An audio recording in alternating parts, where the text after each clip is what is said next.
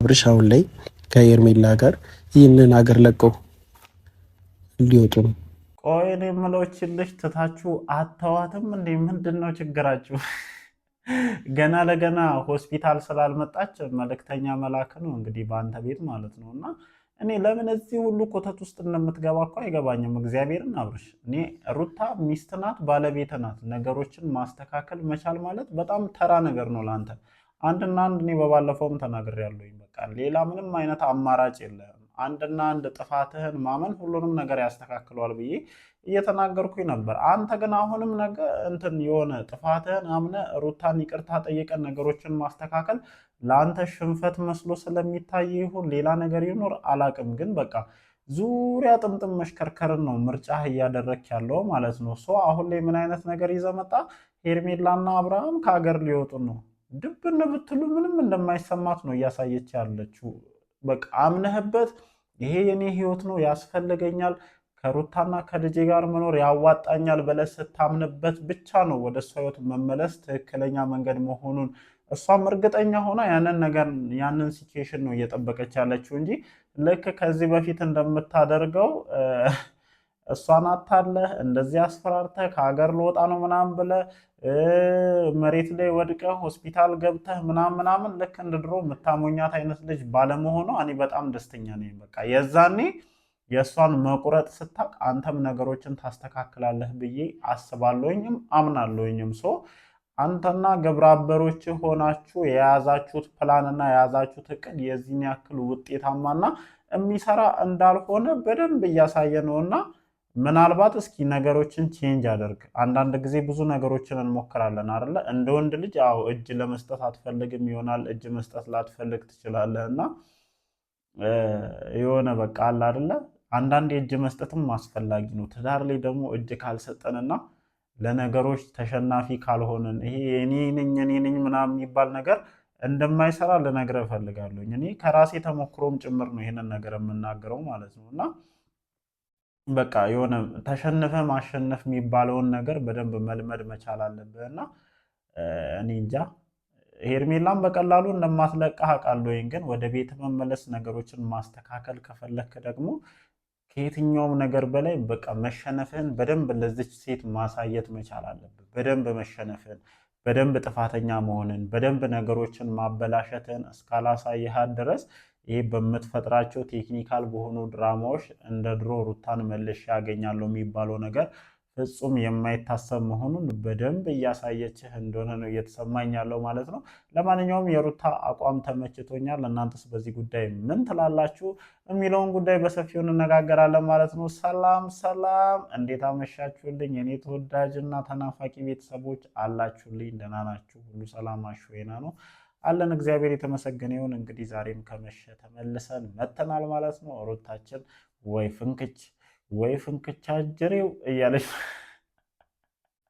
አይበገሬው አጀሬ አባ ነፍሶ ባላ ሀገሬው ዘራፍ ወንዱ እያለች ነው ማለት ነው። ተመችቶኛል። ይሄኛውን የዳኘ ዋሌን ሙዚቃ በጣም ስለምወዱ ነው በነገራችን ላይ በዚህ አጋጣሚ እና ልክ እንደ ሙዚቃው ነው እየሆነችብኝ ያለችው። እኔ ሪትሟ ተመችቶኛል።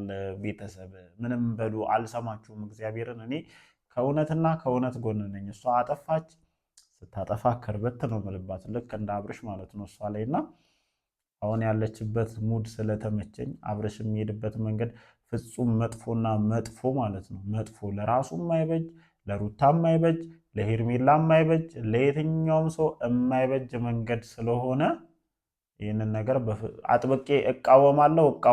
አልሰማችሁም በዚህ ጉዳይና አሁንም እኔ በዚህ ጉዳይ ላይ ከሩታና ከሩታ ጎን ነኝ። የአብርሽም የሄርሜላም ደጋፊዎች ምንም አታመጡም። እኔ ከእውነት ጎን ነኝ። አብርሽና ሄርሜላም ትክክለኛ የሆነ መንገድ ሲራምዱና ነገሮችን ማስተካከል ሲችሉ ነገ ደግሞ ከነሱ ጎን ነኝ እና ከእውነት ጎን እንቆማለን በሚለው እንቀጥላለን ማለት ነው። ለማንኛውም ሩታ አቋሟን በደንብ ይፋ ያደረገች ይመስለኛል። ጀለስም እንግዲህ በማስፈራራቴ የሆነ ነገር አድርጌ እቀጥላለሁኝ የሚል አይነት አቋም የያዘ ይመስለኛል እና ከሩታ ጎን ማንም እንደሌለ ነው በነገራችን ላይ ያረጋገጥኩ ያሉት። አንዳንድ ሰዎች አሉ ደግሞ የሆነ ከሩታ ጎን የቆሙ ለማስመሰል የሚሞክሩ ማለት ነው እና አደላችሁ። ልጅ ብቻዋን ናት እስካሁን ድረስ ብቻዋን ናት ጋይስ። ለማንኛውም ያው ልጅቷ ብቻዋን እንደሆነች ነው የተረዳሁት ማለት ነው። እና ምን አይነት ሲስተም ተይዞ ተመጣ? አብርሃምና ሄርሜላ ከሀገር ሊወጡ ነው። ኧረ እኛ ቀድመን ነው የምናውቀው። እኔ ሲጀመር የሄርሜላ ጓደኛና አብሮ አደግ ሁሉንም ነገር ነግራኛለች። ሲጀመር የቻይና ትኬት ማለት ነው። አብርሽ በባለፈው ቻይና ነው የሄደው እና የቻይና ትኬት ተቆርጦ ቁጭ ቁጭ ብሏል ለሁለቱም ማለት ነው። እና ሞመንት ነበር እየተጠበቀ የነበረው አጋጣሚ ነበር እየተጠበቀ የነበረው እና አሁን ልክ ተነስቶ ሲሄድ ሩታ አልፈለገችኝም፣ ሩታ እንደዚህ ሆኜ እንደዚህ ሆስፒታል ገብቼ መታ አልጠየቀችኝም፣ ለእኔ ፍላጎት የላትም፣ ለእኔ ያላት ስሜት ሞቷል ምናምን ብለህ እንደ ሪዝን ልታቀርብ ነው እያሰብክ ያለው።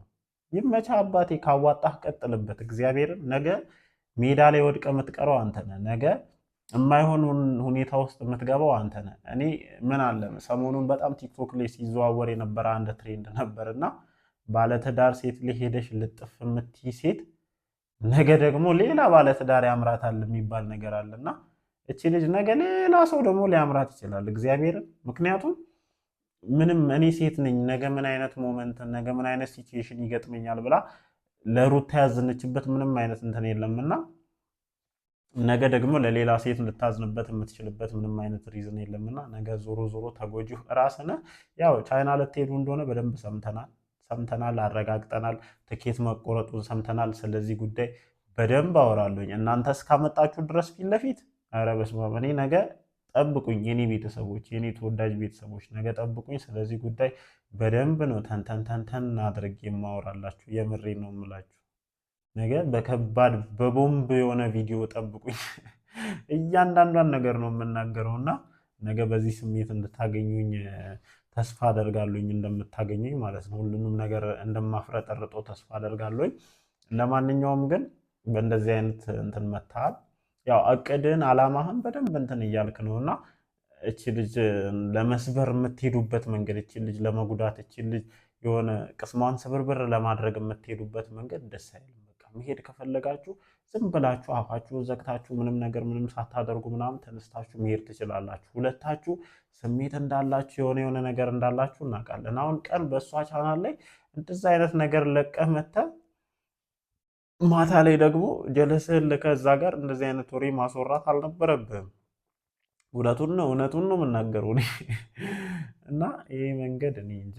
እኔ ሰው ስሜቱን ቢናገር የተሻለ ነው። በቃ አንተ በሄርሜላ ከተመሰጥክ ሩታን መጉዳት የለብህም። እግዚአብሔርን እውነታው ይሄ ነው። አዎ ትዳር ነው። አዎ የልጅ እናት ናት። ግን እየጎዳት ያለው ትዳር ላይ እንደዚህ በማድረግ ብቻ ሳይሆን እየዋሻት እያስመሰልክ እሷን እየፈለክ እሷን እንደሚፈልግ ሰው አክት እያደረግክ ምናምን የምታደርጋቸው ነገሮች ከምታጠፈው ጥፋት በላይ ይባሱን ይጎዳታል። እና ፕሊስ በቃ የሆነ ሄርሜላ ላይ ከተመሰጥክ ሄርሜላ ላይ ነገሮችን ጆፌን ከጣልክ ሰዓቱ የሚሆን መጠቱ የሚሆን ምንም የሚሆን ብቻ ብዙ ነገር ይባላል አይደለ? እንደዚህ አይነት ነገሮችም ከሆኑ በቃ ወደ ተመሰጥክበት ቦታ ዝም ብለህ ብዙ ግርግር ሳትፈጥር ብዙ እንትን ሳትፈጥር ሳትወድቅ ሳትነሳ ሆስፒታል ሳትገባ ሌላ ሞመንት ውስጥ ሳትገባ ምናምን ብትሄድ የተሻለ ነው የሚል አቋም አለኝ። ለማንኛውም ያው ነገ ከሄርሜላና ከአብርሽ ጉዞ ጋር ተያይዞ ሰፊ መረጃ ሰጣችኋለሁ። ትኬት መቆረጡን ሰምቻለሁ። ብዙ ነገር አለ። የሄርሜላን ጓደኛ ከቻልኩኝ ማለት ነው እግዚአብሔርን ልጅቷ ራሱ በዚህ ነገር በጣም ስለተቃጠለች ብዙ ነገር ነው ያለችኝ እና ምናልባት እድሉን ሰታኝ የምትገባልኝ ከሆነ በዚህ ጉዳይ ላይ በሰፊው ብዙ ነገር እናወራለን ማለት ነው። እወዳችኋለሁ። መልካም አዳር ይሁንላችሁ። ነገሮች እየተባባሱ እየሄዱ ነው፣ እኛም እያባባሰን እንቀጥላለን ማለት ነው። ለማንኛውም እወዳችኋለሁ። ነገ በአዲስ ቪዲዮ እንገናኝ። ደህና እደሩልኝ።